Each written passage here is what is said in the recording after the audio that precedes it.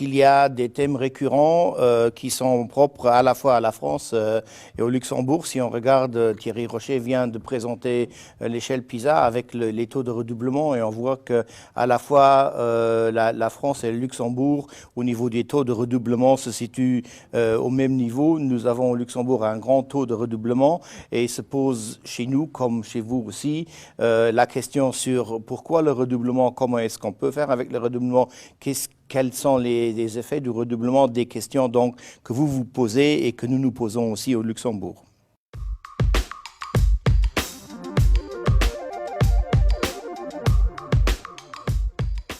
Comme chez vous en France aussi, on a mené déjà des réflexions là-dessus, à la fois au niveau de l'école fondamentale, mais aussi au niveau de l'enseignement secondaire. Là aussi, je vais présenter dans ce cadre de cette conférence-là un projet pilote qu'on a mené depuis 2002.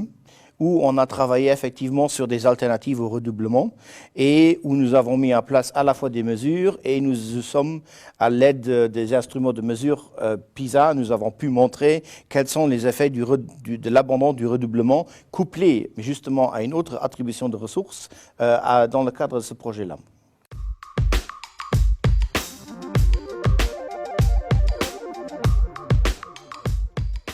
On a déjà commencé à les utiliser puisque tout le travail documentaire qui avait été fourni par la CNESCO en amont de cette conférence-là, tout le travail documentaire, on l'a déjà communiqué au sein des responsables et de nos réseaux au Luxembourg, justement pour sensibiliser la question. Je trouve que le travail qui avait été fait était remarquable et au niveau de sa synthèse, il permettait de s'imprégner assez rapidement du sujet.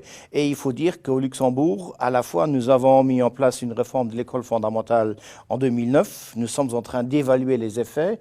Nous constatons qu'on avait mis une réflexion autour du redoublement qu'on a remplacé par des allongements du cycle. Nous constatons que les effets ne sont pas encore là. Donc, ce que vous trouvez ici comme réflexion pourra aussi alimenter nos réflexions que nous faisons chez nous. Et nous sommes en train de travailler sur des réformes au niveau de l'école de l'enseignement secondaire. Et là aussi, les apports, les réflexions qui sont faites dans le cadre de cette conférence-là, peuvent alimenter aussi nos réflexions.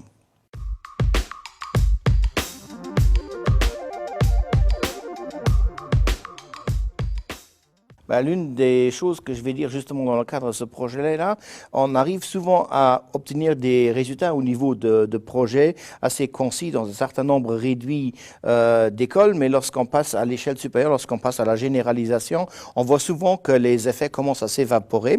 Et c'est du fait que dans les établissements qui participent à la phase pilote, vous avez souvent des chefs d'établissement engagés qui soutiennent la démarche, qui communiquent le message. Et il faudra, à mon avis, s'appuyer justement sur une démarche de tous les chefs d'établissement si on veut passer à une généralisation au niveau national pour ne pas perdre les effets qu'on a constatés au sein des établissements pilotes.